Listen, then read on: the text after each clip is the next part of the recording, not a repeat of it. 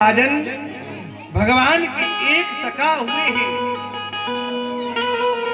इनका नाम है सुदामा। सुदामा जी महाराज नितांत जो है गरीब है और आपको बताएं सुदामा जी महाराज गरीब अवश्य हैं, पर मन उनका जो दिल के बहुत बड़े सच्चे हैं।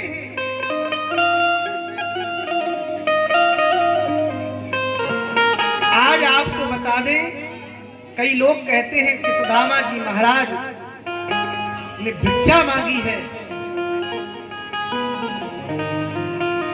ऐसा इस भागवत जी में कहीं नहीं है कि भगवान सुदामा जी भिक्षा मांगने गए हैं किसी के दरवाजे पर।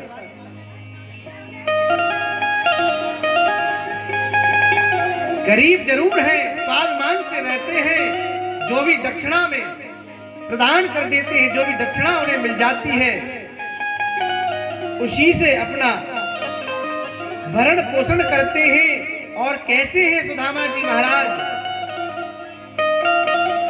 विरक्त हैं। इंद्रियों में सुदामा की इंद्रियां जो है उन्होंने विरक्त हैं, उन्हें किसी मोह माया लोभ आदि की उनके मन में लोभ नहीं है। प्रशांत आत्मा जितेंद्रिय, और इतने नितांत गरीब होने के बावजूद भी आज कैसे हैं? प्रशांत आत्मा जितेंद्रिय, अपने आप को प्रसन्न मन रखते हैं और अपने आप को जितेंद्रिय समझते हैं। ऐसे हैं सुदामा जी महाराज। और कहते हैं कि औरन को धन चाहिए बावरी, धन चाहिए बावरी, ब्राह्मण को धन केवल श्याम है, ब्राह्मण को धन केवल राम है। वैसे तो आपने ये सुना होगा कि औरन को धन चाहिए बाबर और ब्राह्मण को धन केवल भिक्षा। कई ब्राह्मणों के मुख से ये सुना होगा, पर हम ऐसा नहीं कहते। ब्राह्मण का धन केवल है, केवल परमात्मा है। परमात्मा से मांगो, वो सबको प्रदान करता है, सबको देता है। ऐसे ही है हमारे सुदामा जी महाराज। किसी के दरवाजे मांगने नहीं जाते, केवल परमात्मा से आस लगाते हैं। और ऐसे जितेंद्रिय सुदामा जी महाराज। और सुदामा जी महाराज कैसे हैं? एकदम से इतनी गरीबी की हालत है उनकी,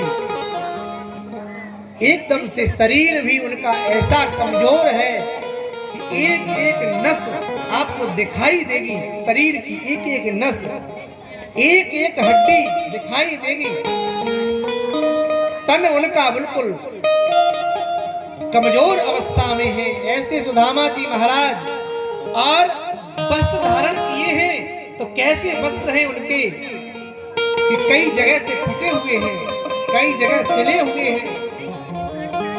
जीर्ण शीर्ण अवस्था में सुदामा जी महाराज के वस्त्र हैं और उनके घर पर कुछ नहीं है खाने पीने के लिए।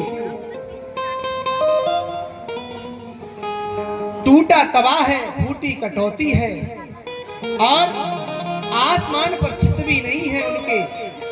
बरसात की बूंद गिरती तो सीधे आकर उनके ऊपर गिरती। इतने गरीब होने के बावजूद भी वो प्रसन्न रहते हैं, जितेंद्रिय मन प्रसन्न है उनका। ऐसे हैं हमारे सुदामा जी महाराज। और दरिद्रो यस्तु संतुष्टो, कई लोग कहते हैं कि सुदामा जी महाराज दरिद्री हैं। दरिद्री तो उसे कहते हैं जो असंतुष्ट है, उसे कभी भी उसकी भूख जो एक एक राजा चढ़ाई के लिए जा रहा, बड़ी तेजी से अपनी सेना को लेकर, बहुत सारी सेना, और दौड़ा दौड़ा जा रहा था। आगे एक संत महात्मा खड़े हुए थे और संत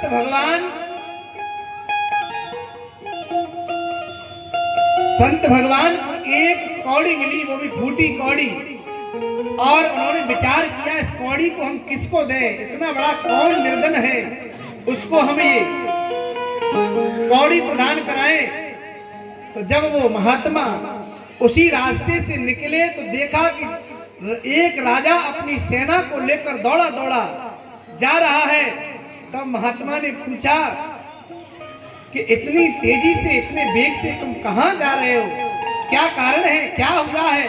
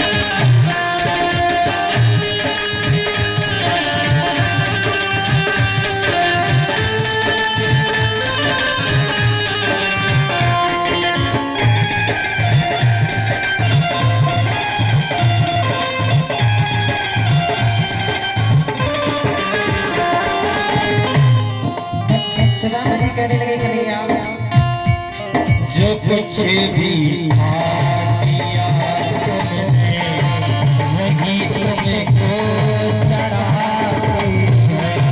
जो कुछ भी दिया तुमने वही तुमको चढ़ाते हैं। मेरी आँखों में आंसू वही तुमको मेरी आँख में आंसू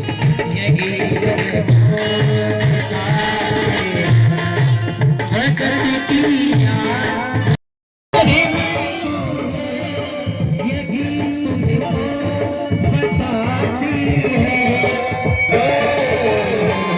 तुम्हारी याद आती है मुझे मोह आती है मैंने याद करी मुझको मैंने याद करी मुझको तुम्हारी याद आती है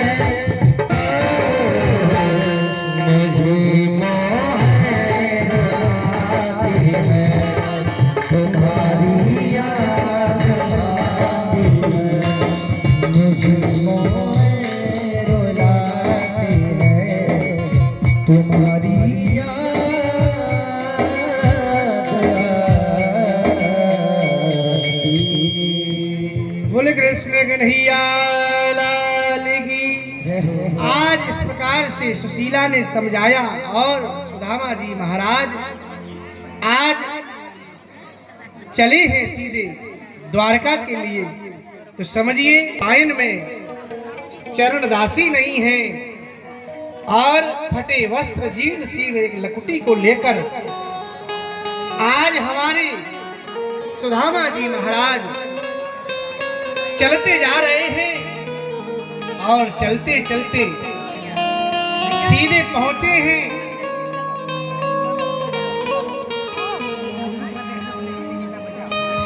अलकापुरी जाएंगे। अब आज विचार करने लगे हमारे सुदामा जी महाराज बैठे हैं और अपने मन में विचार करने लगे। उसी क्षण स्वयं भगवान हमारे कृष्ण कन्हैया केवट बनकर आए हैं और केवट बनकर जब आए भगवान कहने लगे कोई पल्ली पार जाए कोई पल्ली पार जाए कोई पल्ली पार जाए, इस प्रकार से आवाज लगाने लगे हमारे कन्हैया जो केवट बन के आए हैं। जैसे ही सुदामा जी के कान में गई कि कोई केवट आवाज लगा रहा है तो कहने लगे भैया, अरे भैया रुको, अरे भैया रुको, हमें पल्ली पार जाना है, मुझे पल्ली पार ले चलो। तब कहा केवट भैया मेरे पास कुछ देने के लिए नहीं है, तेरी इच्छा हो तो ले चल। तेरी बारी का नगरी बड़ी दूर नगरी है, दूर नगरी बड़ी दूर नगरी। कैसे आओ मैं कन्हई, कैसे आओ मैं कन्हई, तेरी बारी का नगरी बड़ी दूर नगरी है, दूर नगरी बड़ी दूर नगरी।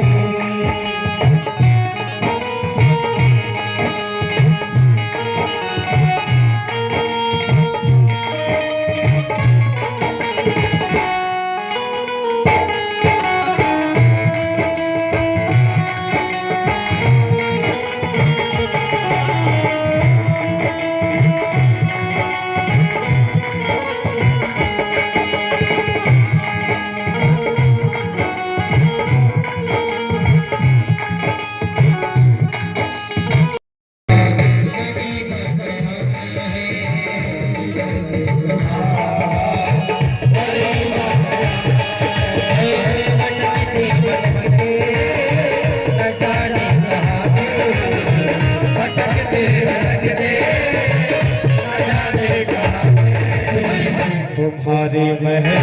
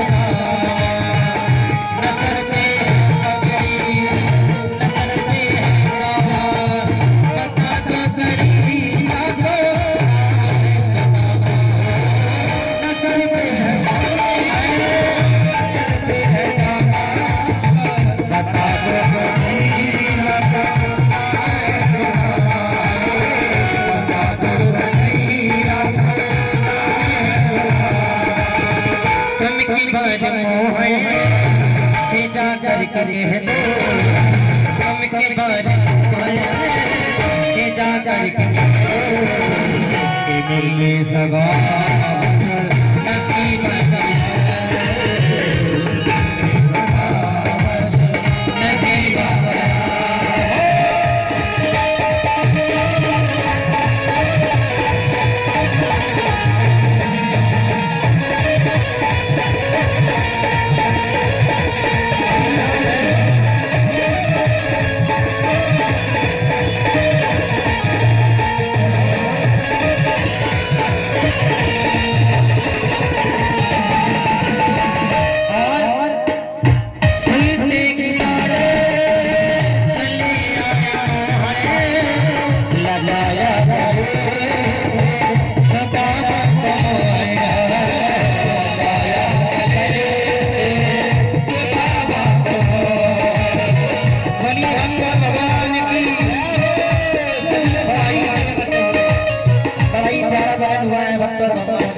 एक बार सभी भक्त जोरदार ताली से अभिवादन करें हमारे सुदामा जी और बांके वाली सरकार का। हाय सुनने की तारे चले आया है लगाया गले से सुदामा को लगाया गले से सुदामा को भुवन कुमड़ी को भगवत ही चंपा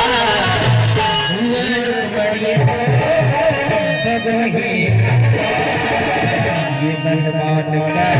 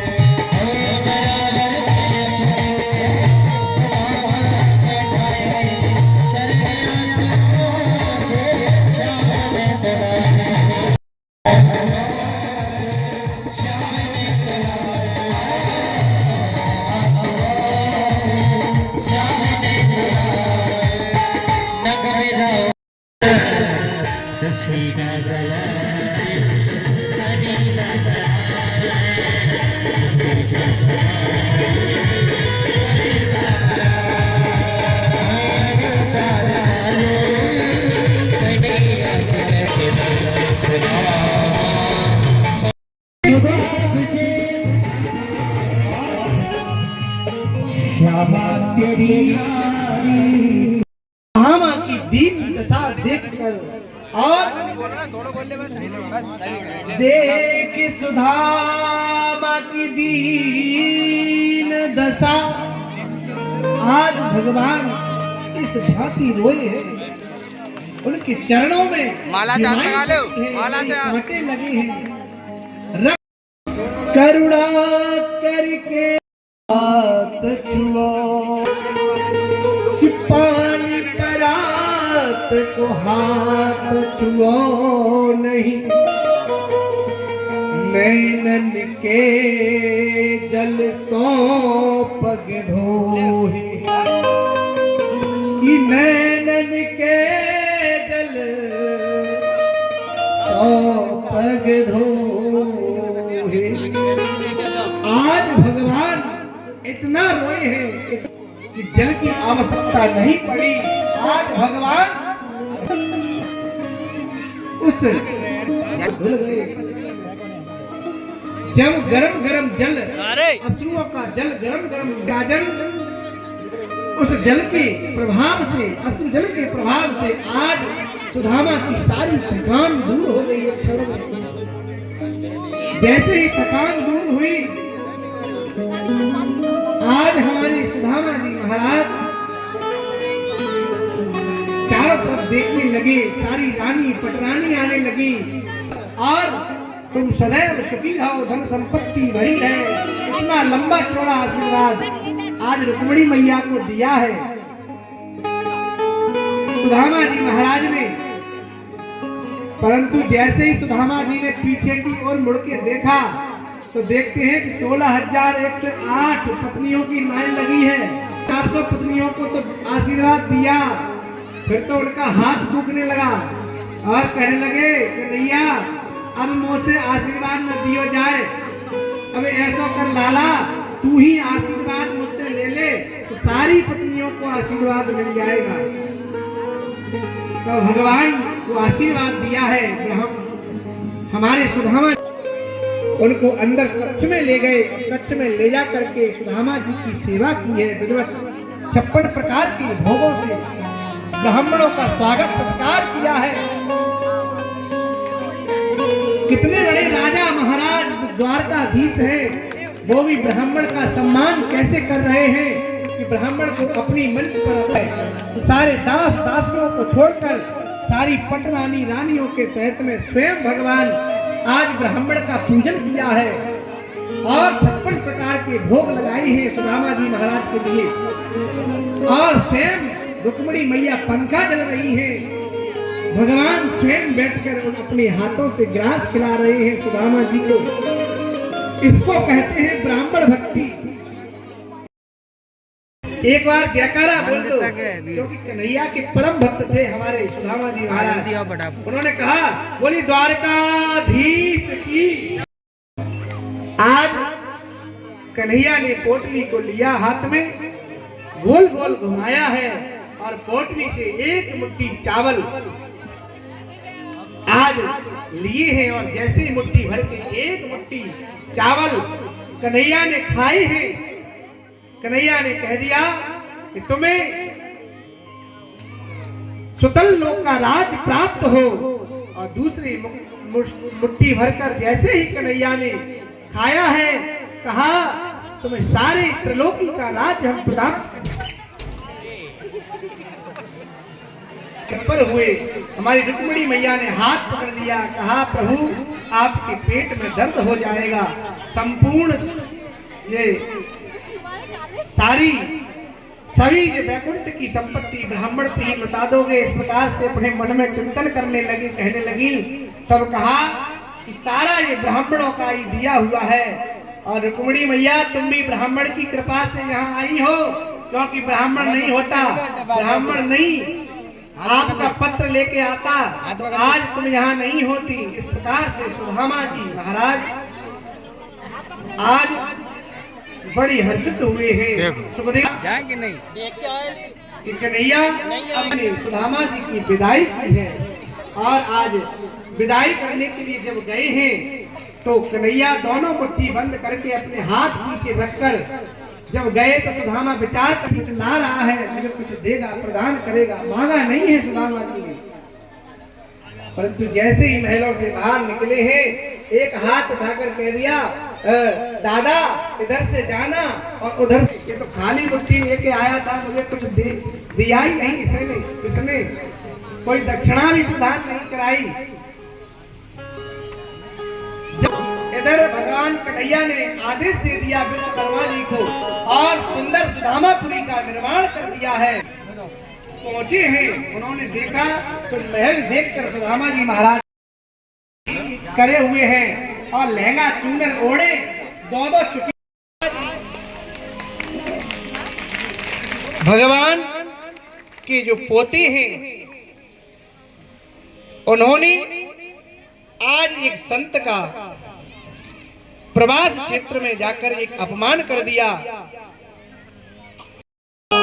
कश्यपो वामदेव पुत्र है सांब, उसने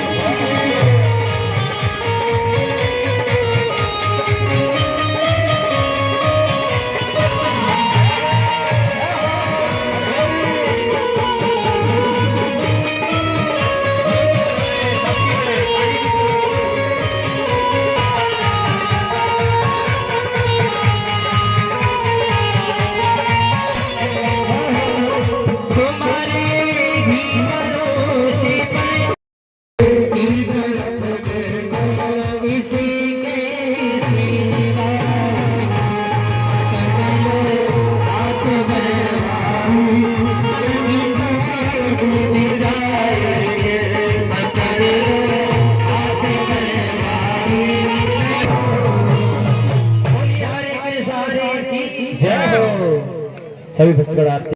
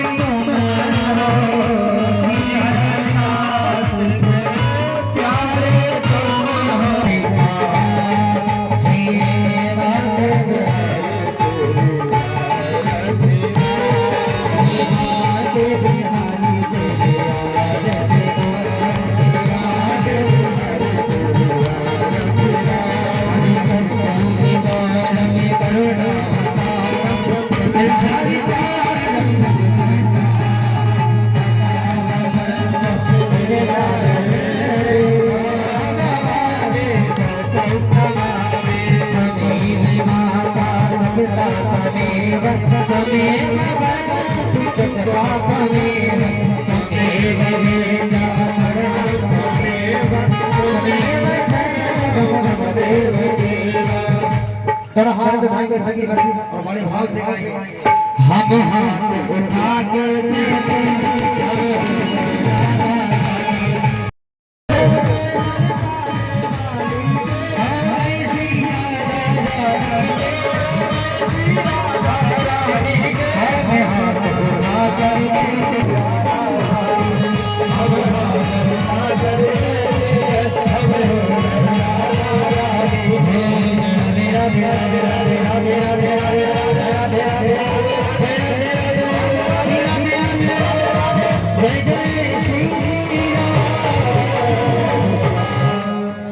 जलीन शीतले करणम महां देवो शांतिरंतर जुगुं शांतिः प्रथमे शांतिरावः शांतिरोदयः शांतिः वनस्पतयः शांतिर्विश्वे देवाः शांतिर्ब्रह्म शांतिः सर्वगुं शांतिः शांतिरेव